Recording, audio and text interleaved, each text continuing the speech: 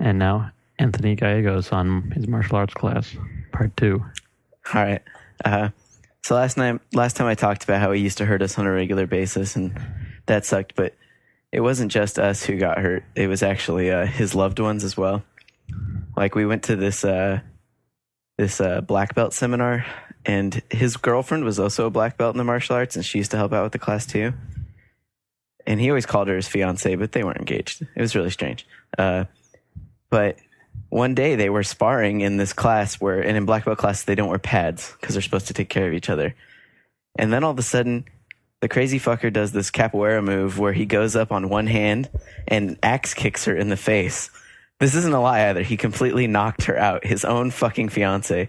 One kick, knocked her out, and then wasn't even sorry about it. He was like, she should have been ready for that. And it was like, that was the moment where I realized that, like, if he was willing to do that to his fiance, the rest of us were totally fucked.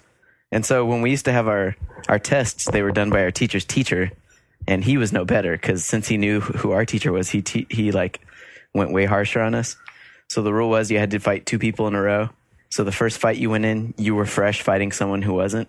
And then the second time you weren't fresh fighting someone who was.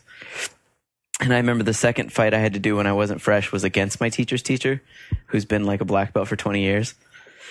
And again, he doesn't wear gloves, and I tried to kick him, and he got mad for me defending myself. And then he just started kicking me in the stomach over and over again, and it didn't matter how hard I tried to block it. He just went right through it into my gut, and he only let me stop when I was finally crying because I couldn't control it because I had never been so exhausted in my life.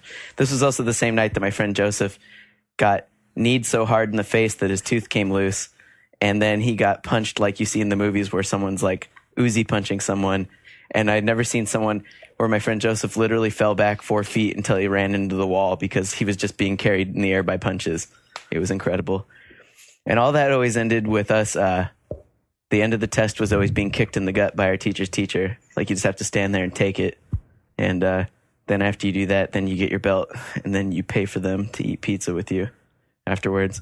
So many of these nights we'd be paying for them to eat pizza, and we'd be like crying or throwing up or bleeding. And that was something I used to pay to do. Thank you, Anthony, for telling us about your horrible childhood.